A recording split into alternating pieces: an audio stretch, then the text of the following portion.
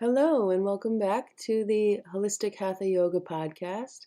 I'm Kelsey, and I am here today to talk with you all things yoga.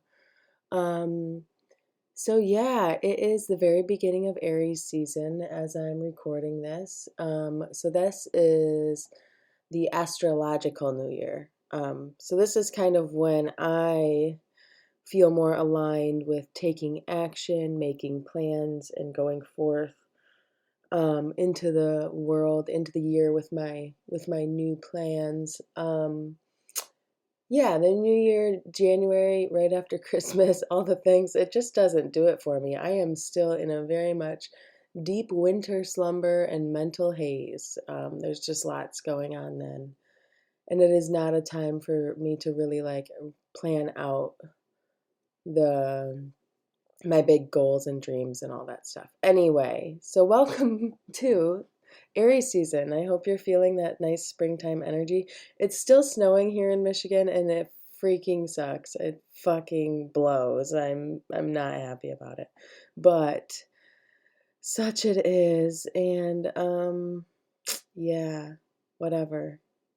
Whatever. Spring is coming. Here we go. I've seen some robins, so it's not far. Um, all right, anyway, so today we've been talking a lot about pranayama, breathing practices, and how they're much more than breathing practices, how it's like a getting in touch with the breath is a way that you can then touch the thing that kind of controls our whole body and mind. Maybe it's the spirit then, I guess, that you can then kind of become into touch with and synchronize with when you do take over the breath and you do synchronize the breath and you come into these deep breathing rhythms, um, where yes, you meet that kundalini energy in the spinal cord and hopefully move all the way up through your crown chakra eventually. And that's that's our goal here, is to reach that full embodiment, full enlightenment, full samadhi. um, that is the yogi's journey. And I think it's just, coming to that full consciousness. I don't think it necessarily means to overcome your humanness, because that's not what we are. We are human. But to understand and work with and heal your human as much as possible is also the key. And so that's really all we're trying to do when we are practicing yoga, is taking care of the whole self, all parts of it, and fine-tuning it and keeping it a well-oiled instrument so that we can be of service to others through our highest light and love. Like, that might sound corny, but that's literally what we're doing here. So, if you don't know, get to know. Yeah. So, honestly, I've definitely felt this through pranayama. I have felt it through meditation. I have felt it through chanting. I have felt it through laughter with friends. I have felt it through really lovely music or parties or concerts, or you can feel these really deep things and these moments where you're just fully immersed in the moment, in your body, in your emotions, in your soul, and you're just really becoming a channel and allowing things to come through and move through. And it's a really beautiful, beautiful thing to be a conduit of. And so what I really wanted to kind of bring together today was the ideas of like pranayama and psychedelics and raha yoga, or raja yoga, um, however you'd like to pronounce that. And yeah, basically, you know, I wouldn't have found yoga if I wouldn't have done psychedelics. I started my psychedelic journey fairly young. I was probably 16 when I did my first psychedelic trip of sorts. And I think the first thing I ever did was mushrooms, and that was really wild and eye opening and amazing. But I also did some um, experimental drugs that were like, it turns out they were like LSD, but like more intense, if you can even imagine that. Um, and and I tripped with that specific substance quite a few different times, and it took me to these levels, not of bliss, but almost of opposite of like, well, there would be like euphoric moments, obviously, but also like pure terror and pure like, not terror because I was scared, but like terror because things just that I was experiencing and seeing and going through like were not real. Like truly were not happening. Like people say like, stuff like that might happen when you're on LSD or mushrooms. Like when I'm on LSD or mushrooms, I'm very aware of everything that's happening, and there might be some extra like wavy things happening through that, and like things splitting and opening and closing and breathing, and everything's breathing, and things are just like talking without talking. And there's just that I would describe with LSD and with mushrooms to be the more blissful, like euphoric oneness that you can kind of experience with the universe. Those drugs I think are incredible for that. And my first experiences of ever feeling that at oneness with the world, with the universe, with every fiber of everything of that's ever existed, and everything I've ever existed as, I definitely experienced through LSD for sure. I mean, I had a really wild trip one time where I had a couple really interesting thoughts. Where one, I pretty much went through all of evolution. Like I watched it. I watched the whole thing. I watched from afar. Like I watched the Big Bang. I watched the Earth form. I was a microbe in water, and then I was, slowly into like plant, and then like something else, and then like another fish type thing, and then I was like a fish like lizard thing that could walk on both water and or live in the water and walk on land. And slowly like all the land creatures and the all these different modes, I remembered like everything. And just kind of it just like flashed through, like you're just like flipping cards, like those old like cartoon drawings where you'd have like the guy like, I don't know, at the bottom of a tree, and at the end of the thing he'd be like at the top of the tree, but you flip it and it looks like he's moving like right on up the tree. um that was basically like what I watched, but it was me and evolution, and like, yeah, all the different animals and things, and all the different eons and shifts and da da da da da da da, to come all the way up to the current. And then getting into humanity and just all the different humans and lives and all the things throughout all of humanity, and then getting to this life, and it was like whoop. And then when it got back to like when it got to the end of this like psychological flip book, when it became me, it was like boom, and it was like kind of like this door like opened, that had opened, and that I had saw everything, and then it got to me and it was like closed it, and it was like boom, and I was finally like boom back in my body, and I was like, whoa, what did I just watch? Like, what did I just see? What did I just experience? Like that, what the fuck? We're all the same shit, and like, and also like nothing's not touching. We live in this world of all like matter and molecules. Like I've got this body, but then between this body and, this desk, there is air, and all of that air is stuffs. It is gas. It is matter, just very fine, and it floats. And so technically, my energy is still touching the desk because there's gas in between that, like we can then bridge the gap through that matter. So understanding this, and that all energy is just all pervading, and that we're all just vibing in these own little structures, is really fucking wild. It's really wild. And um, so I definitely had those experiences with LSD. Um, I also had a weird realization that I think that death feels like an orgasm. So that's probably only if you like die peacefully, but I had a very vivid LSD trip where I kind of was like, I guess, imagining death somehow. I don't know. Maybe I was just curious. Like, I wonder what that's gonna be like, you know? And I just like went into this space in my mind really, really, really, really deep. And kind of, it felt like I felt where my spirit connects to my body.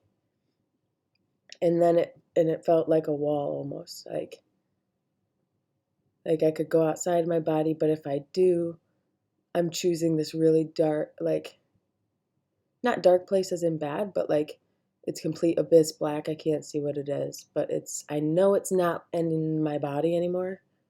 And so I was like, like I feel like this is kind of like the veil of death, where you kind of like leave your consciousness, leaves your body, your brain body, whatever, and your energy floats on. And when it does, it feels like a really wild release, tingly, all the things. And I was like, oh my God, I think dying is like an orgasm.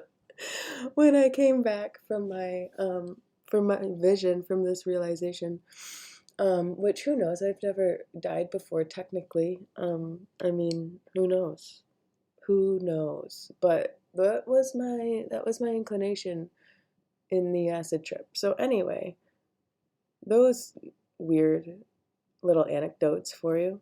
But anyway, that's the idea of the oneness. And um, I've been in multiple like tripping situations where, it's a big group of people and not all of them are tripping, and maybe only a couple of them are, but like no matter what, I somehow end up orchestrating the entire room into doing something really wild and crazy, and or just whatever needs to be done, I end up just kind of taking charge and doing it all. And then people actually comply and then do it. And I'm like, wow, this connection thing really is wild. This understanding.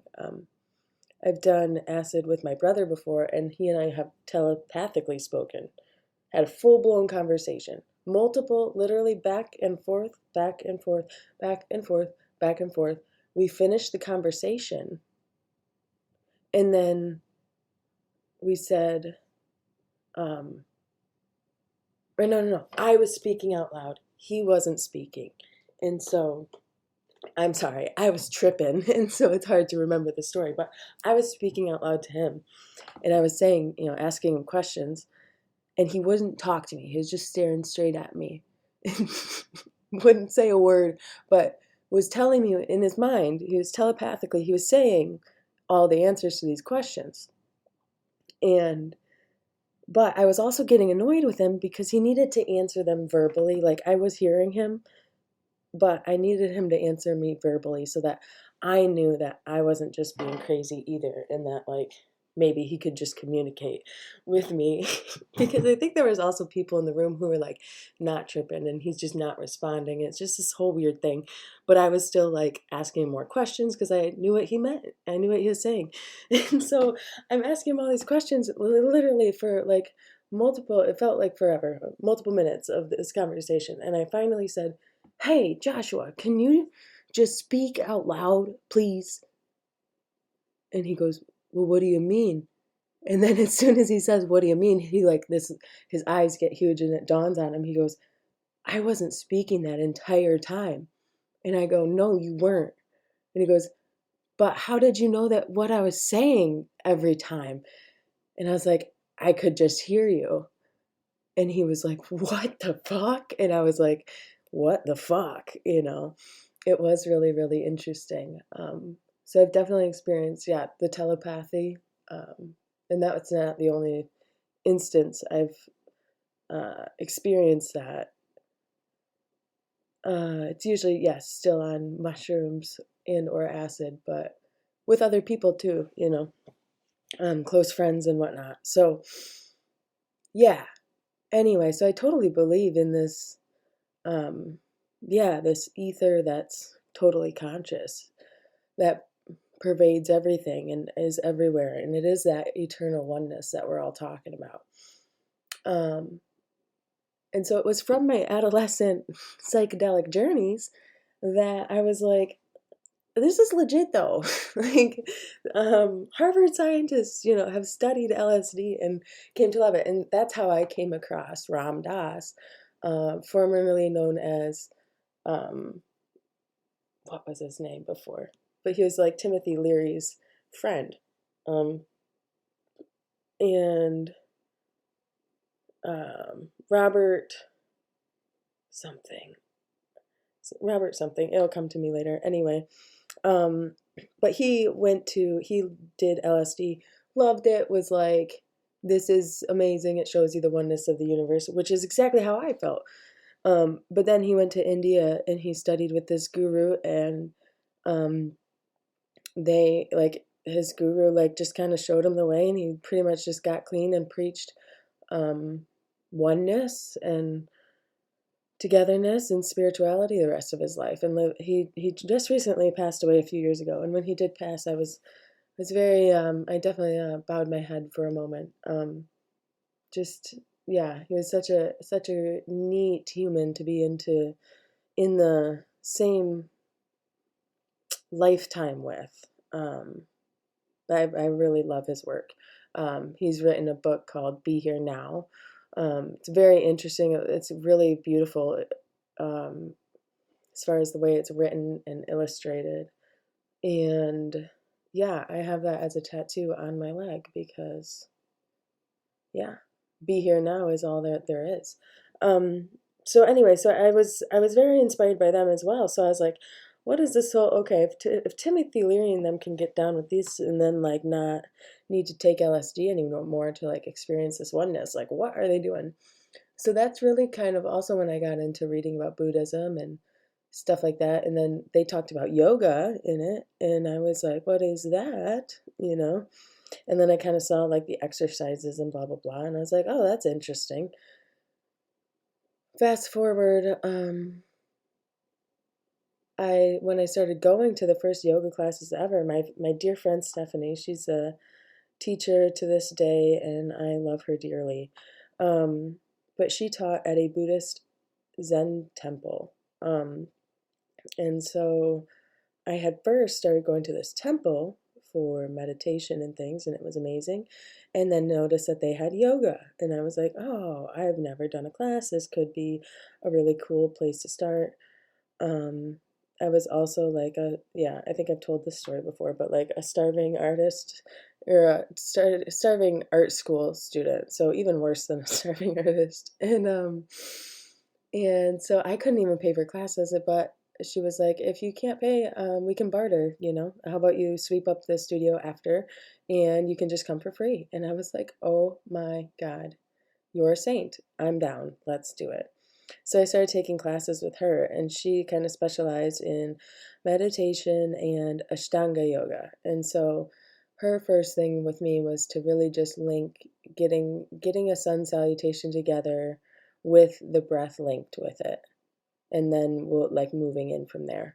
And that was the most profound thing that I ever really experienced sober. And to where linking the breath and the movement and then getting that at what you call the yoga high, of just whoa, this whole flow, getting in the yoga flow while you're going through. And it's just whoa, what in the tarnation is going on here? What is this voodoo magic, And I soon found myself wanting to spend all the time on the mat. And I was like, this is the way, this is where you can feel like getting in the vibe with that universal oneness, with getting in flow, um, without taking LSD and being totally inebriated for like 16 hours. Like, which is like, that has its time and place too. No shame, and no regrets. And I have no qualms about anyone doing that. Just be safe, friends. Um, be safe and have a babysitter.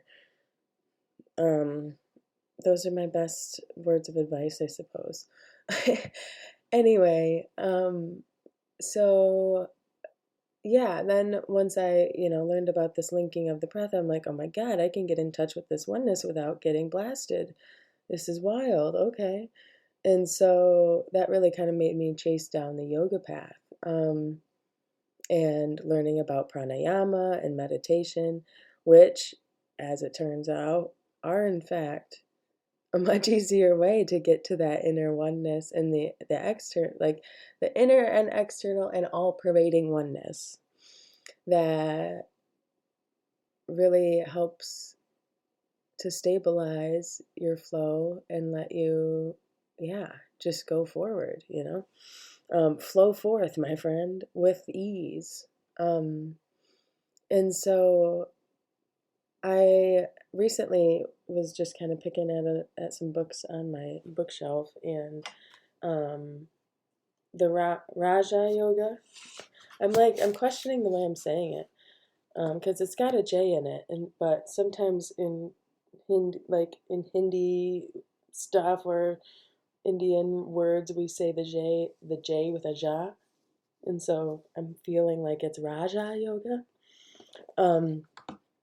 And this one specifically is by Swami Vivekananda. And I was like, I haven't read this one, but like, I know the things, which, I mean, I do, but it's always nice to hear it from another perspective. And I started reading it, and I was just like, holy shit, this is exactly what this is what I've been looking for. This is what I've been doing, not looking for, but like, this is what I've been doing, without knowing that it already had a name to it, So, I loved this little snippet from the end of chapter 2, I think, or 3, where he says, he's talking about like worship and prayer, and like all up until this, he's talking about, getting in touch with pranayama to control the prana, which is the life force energy, and to go through all stages of enlightenment, to love and serve others, and know that keeping ourselves healthy and loving is the best way that we can also serve others and help them be healthy and loving as well. And it's just this main mastery of the mind, body, and spirit. And so he was talking about in prayer and just how he kind of leans into manifestation almost without really saying it, and I just thought it was pretty funny. So he said, the man who thinks that he's receiving response to his prayers does not know that the fulfillment comes from his own nature, that he has succeeded by the mental attitude of prayer in waking up a bit of this infinite power which is coiled up within himself. What thus men ignorantly worship under various names through fear and tribulation, the yogi declares to the world to be the real power coiled up in every being, the mother of eternal happiness, if we but know how to approach her. And Raja Yoga is the science of religion, the rationale of all worship, all prayers, forms, ceremonies, and miracles. But so yeah, I love that it says like, people who pray to all these different gods, no matter what god it might be. I'm not dissing prayer. Prayer is a beautiful thing. My grandfather was actually a preacher of a Lutheran church for a lot of his life. So like I get it, but also it's that speaking it out, acting as if acting as if someone's going to help you out to get it, aka you. um Yourself, number one. Just kidding, but still. But understanding that just speaking it out into the universe and having that willpower towards that thing, that then it is inevitable. As long as you then focus your attention on that thing, it is truly inevitable. It can't be stopped because like we are really powerful human beings, and like what we do bring our attention to does grow. And so it is literally only natural that as long as and again, like I said, you have to give it attention. You can't be like, I want to, own a yacht, and then like never go look at yachts or know how much they cost or know anything about driving a yacht, like, or like where you would keep one, like just all of the things. Like if you're not actually keeping your focus on it and figuring out how, that's it. I want to retract that. Not figuring out how, because that's not really our job, is how. But to keep our eye on the prize and kind of bring our awareness to that and being open to what it takes for that thing to happen. And also moving yourself in ways that you feel called to move. And so with, with prayer, with hope, with intention, anything is possible, truly, truly, truly, truly. And I say that because, yeah, just from personal experience, truly, on a lot of different things, a million different things. And sometimes it's tough, and sometimes you don't get what you want, but you get what you need. Yeah, that was really corny, but I couldn't help it when I was saying you can't get what you want sometimes. Um, so, uh, yeah. Um, Today's episode is really just wrapping up into how psychedelics and pranayama and Raja Yoga come together and create this really, really neat and interesting and just a wild web, I would say, between all of them. And yeah, and that you can just do some breathing exercises and some sun salutations, and you can feel that interesting flow start to go through, and you're like, oh, something has changed here. What is happening? Um, and so, yeah, that is why I'm on the yoga now, off the LSD and mushrooms. Well, we might microdose every now and then, I would say, but haha. Anyway, no macros anymore. But I do think that they're very, very powerful. I do think that there's something to be experienced if you're called to it and if it's a safe situation.